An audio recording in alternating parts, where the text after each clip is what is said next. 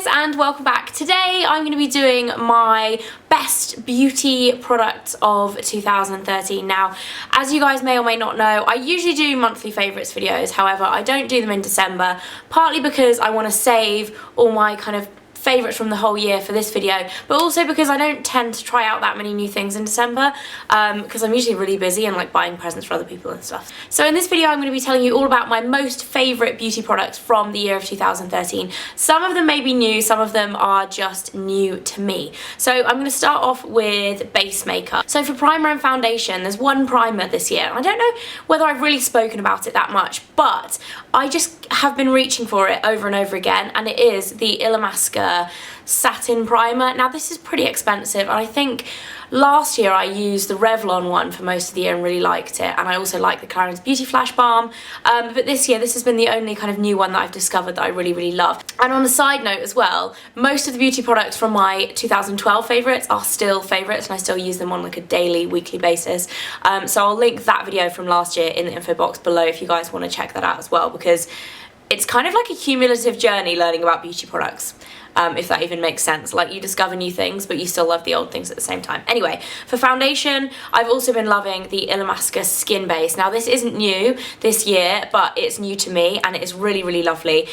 Probably better if you have kind of normal to dry skin. On oily skin, I think this may be a little much. I, however, really like this. It's quite high coverage, and it's just got a really beautiful natural finish, in my opinion. It is a little dewier than some might like. It's definitely not matte, but I'm not a big fan of matte foundation anyway. It's just kind of personal preference. And then my other foundation that I've loved, I've done an individual video on this, so I'm not going to talk about it too much. It's the YSL Youth Liberator, and this was released this year. I really like this. However, when I did my full review and application video, which I will link in the info bar below, along with any other like reviews or videos I've done specifically on these products, if you want to find out more, then check out the info bar. For concealer, there have been two concealers I really like. The first one is a fairly recent discovery actually, and it's from Soap and Glory, which is one of my favourite brands anyway. It's the Trick and Treatment concealer. Now this concealer is just for under your eyes. It's really brightening, almost to the point of being a highlighter, so you definitely don't want to be using this on spots because it really does kind of draw attention to them, but it's great for under the eyes, even along the bridge of the nose, anywhere you want to highlight. I tend to bring it down under the eyes and then slightly onto the top of my cheekbones as well. Really like that. And then another concealer that I've been loving, and generally a brand favourite this year, has been Ellis Farce. Again, not a new brand. There's a dog hair stuck to that. Nice. Not a new brand, but a new brand to me. I hadn't tried anything until this year. I love the packaging, and the concealer especially is a really lovely formula. I find this concealer is really good for under the eyes and blemishes. It's a kind of really good all-round concealer rather than just a one-use, like either highlighting or concealing. Yeah, I really like this a lot, even though it is fairly pricey at £22, and in general I don't spend a lot of money on my concealers. I do like drugstore concealers more than high-end concealers as a rule of thumb, but this one is an exception. I really like it. Moving on to blushes, Benefit's Rocketeer, the rose gold blush that came out this year. Absolutely love this, and I think it's one of the best Benefit launches we've seen in a while. Really beautiful, flattering colour, and yes, really like it. Don't like the packaging. And on the flip side, the packaging of this I absolutely love. This is a Japanesque, I think it's called the Velvet Touch Blush, and this is number 3. Again, a brand favourite for this year. I think the Japanesque makeup is really impressive. It's also a good price point. This is £18, I believe, which for a high-end blush is pretty competitive. Like the Benefit one I think is £23.50, so it is pretty good, and considering the packaging is beautiful, the product is beautiful, I really like this a lot. This colour is very similar to NARS Orgasm. It's a peachy pink with gold kind of shimmer in it. Absolutely love this, and I definitely want to be trying more Japanese makeup in 2014. For bronzer this year, there's just been one that's kind of stuck around, and that is Soap and Glory's Solar Powder. My one is really dirty and well loved right now. It's basically a split colour bronzer. One side is darker and matte, and the other side is lighter and shimmery. Really lovely. I find that this is just a great all over kind of bog standard bronzer. It does the job. It's a really nice colour. It's not muddy, it's not orange, and it just really adds a nice glow to your skin, and it's not pricey either at £11. And then for highlighters as well, the one I've been reaching for the most this year is the Soap and Glory Glow All Out powder. Now this is actually, it's getting washed out a bit by my lighting, but it is quite a pink powder. But it has a very, very limited amount of shimmer to it. It's a very, very subtle highlighter. You can use it all over your face if you want. It's not that kind of glitterball shimmer that you have to be really careful of and, you know, apply very, very carefully into select areas. You can be a little bit more gung-ho with this, and I really, really like it. I think it's great. Soap & Glory, again, another brand favourite for this year. For eyeshadow, there's really only one palette that I'm going to talk about, and it is on the pricier side. I've talked about this quite a lot before, so I'm not going to dwell on it. It's the Marc Jacobs Icon palette in number 7, the Lolita. It's the neutral one. Fantastic quality eyeshadows. Absolutely love this palette. I've used it a lot. It is pricey. It was $60, so it's around the kind of £40 mark. They don't sell them in the UK yet, so I'll be interested to see if they come over to the UK in 2014, but I've been loving that. For eyeliner, again, there's only really one eyeliner that I've added to my favourites of the whole year, and it is from Smashbox. It's the Always Sharp Waterproof Kohl eyeliner. It's a twist up eyeliner that sharpens itself, so it really is fuss free. If you hate sharpening your eyeliners, this one is probably for you, but it's also brilliant in terms of staying on the waterline. That's why I love the nude one. I definitely want to be trying the black one because the formula of these are really nice. In terms of other eyeliners, I've really just stuck to my favourite Rimmel Scandal Eyes as well. I love that, but again, that was in my 2012 favourites. It really is that good and cheap too. It's like $3.99. And then for mascaras, 2 have really stood out this year. The first one is the MAC Extended Play. This is the limited edition Rihanna version, but they do have it in the normal line. If you want a mascara that's going to stay on all day, but you do not want to be faffing with waterproof mascaras. I hate waterproof mascaras, they drive me crazy. So this one is kind of an in-between waterproof and non-waterproof, and it makes your lashes look super duper long, so I've been loving that. And then my other one I've spoken about a lot again this year is the Hypno Star from Lancome. I love the packaging of this.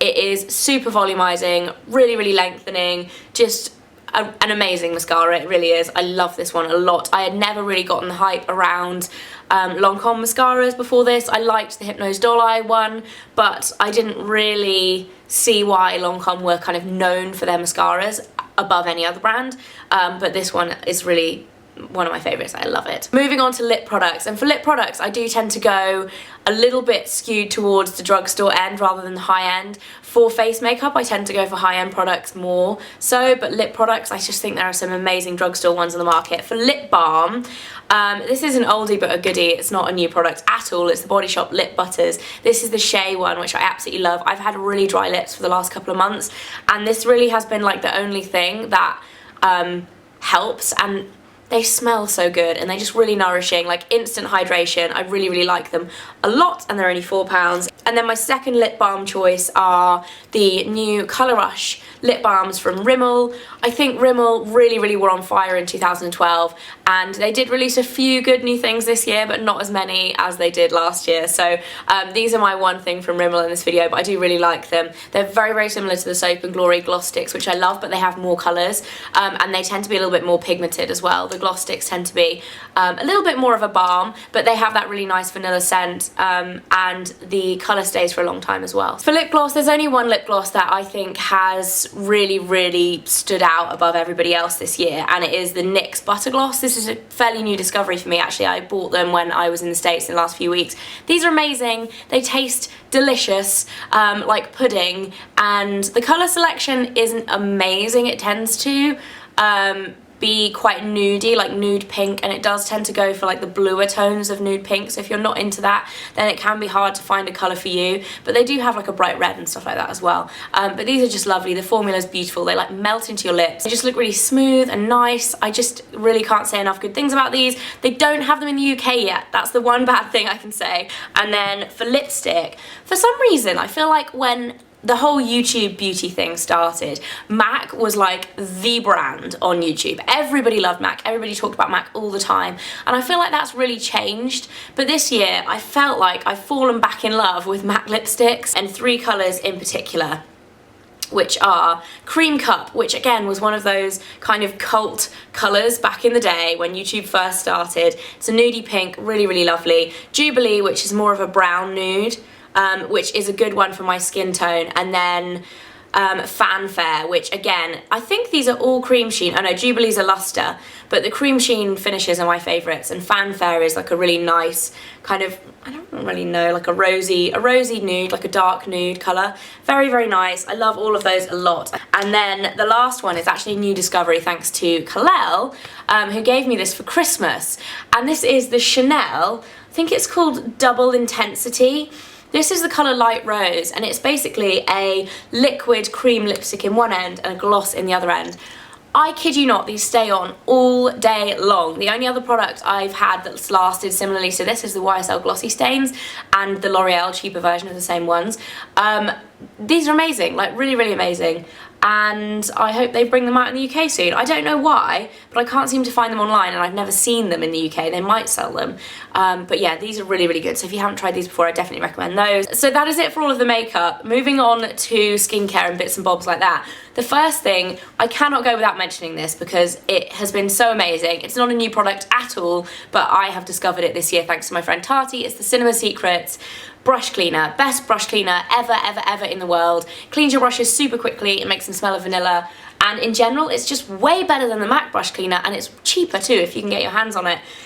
It's quite hard to get hold of, but it's so much better. I don't know. I'm never going to be buying MAC brush cleaner again because this stuff is just amazing. Moving on to nails. Another brand discovery is the Sephora Formula X for Sephora. Polishes. I've actually only got one colour, but I swatched a whole lot of them when I was in the States, and they are amazing. The formulation is really, really lovely.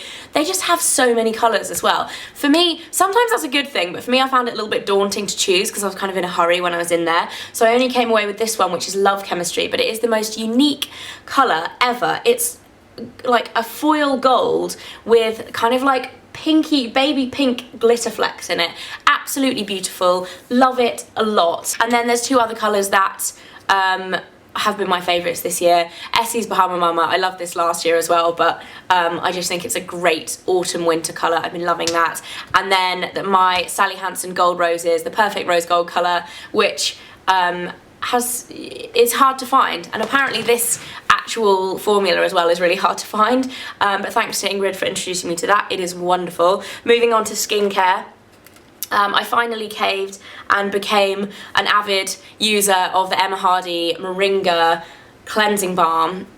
This stuff is amazing. I don't tend to swap out my skincare a lot. I moved from another cleansing balm to this one, and to be honest, I've tried a lot of the cleansing balms on the market, and this one is by far the best, just in terms of the formulation. I'm thinking of doing a blog post actually comparing all of the ones I've tried, so if you'd like to see that, let me know in the comments, and I will get working on that, because I've tried out like 7 or 8 probably different cleansing balms. Anyway, this one is amazing, loving that. Another one, this is like my naughty treat for myself, the Ulla Henriksen face wipes. This is empty, I'm finished for the moment. I only really use these when I travel, but they really are the best face wipes I've ever used. They're super ridiculously expensive. They're £15 in the UK, $15 in the States, so that makes them just under £10. So I never buy them in England, I always wait till I go to the States to buy them. But they are kind of like a travelling treat for me, so I tend to buy them when I'm away and use them when I'm away and kind of save them. I don't use them every day. And another expensive treat for the face, I don't mind spending a lot of money on skincare, because I think if you have good skin, you don't need so much makeup, you don't spend so much money on the makeup. Anyway, and it's also really good to look after your skin for the long term as well. Glam Glow face mask has been a discovery this year. Again, not a new product, but an amazing cult one. This stuff is seriously, seriously good. It just makes your skin glow, and it pulls out all the disgusting clogginess out of your pores and stuff. In general, I've just really been loving clay masks for the last probably 18 months, and this one's the best one I've tried.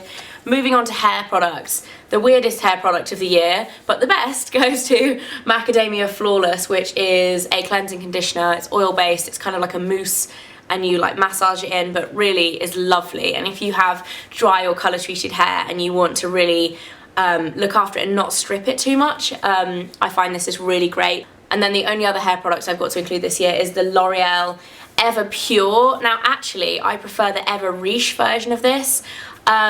However, I don't know if there's distribution issues in the UK or something, but I haven't been able to find it. I've been into like 5 different Boots and Superdrugs and stuff and just haven't been able to find it. They have all the other line and they have this, but they don't have the Ever Riche version of this. It's the gold one. They're pretty similar. I think the Ever Riche one is a little bit more nourishing for your hair. This is for the coloured or dry hair, and I can't remember what the Ever Riche one is for, probably like damaged or something like that. But yeah, this is just a really good, affordable hair mask. I think it's $6.99 in the UK, but they're usually on offer, so I think at the moment it's like $4.99 or something like that. But really good and comparable to masks that are like a lot more expensive. For body, there's one product that I have discovered this year and that I'm in love with. It's the Rituals Honey Touch. This stuff smells so amazing, and the consistency is like no other body cream. It's just like really light yet super nourishing and like rich. Oh, it's just so nice. Smells gorgeous, and I think it's 30% off at the moment. And then for hand cream, my tan Jasmine Blossom hand cream. I don't think you can buy this in the UK. They do have it in Canada. Since I've mentioned tan products, I've got quite a lot of people saying to me like, you can buy that in Canada, they do ship to the US, things like that, but I'm pretty sure you can't get them in the UK. Either way, this hand cream is amazing. Totally non-sticky. It smells gorgeous. If you like jasmine, you would love this.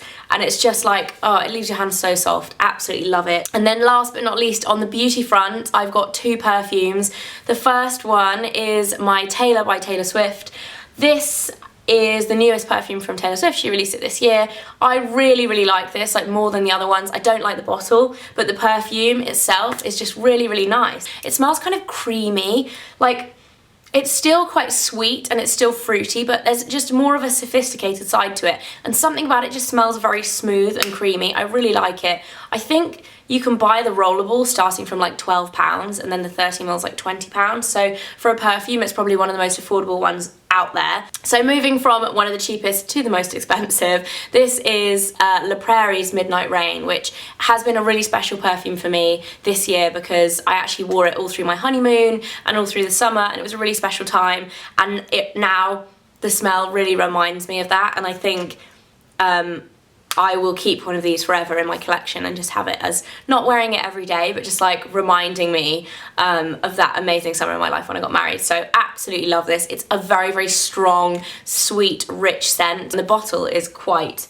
amazing as well. It's like a raindrop, but it's covered in holographic glitter. So that's it on the beauty front. I'm going to include a couple of fashion and accessory favourites as well. My Zara leggings have been my #1 fashion favourite this year.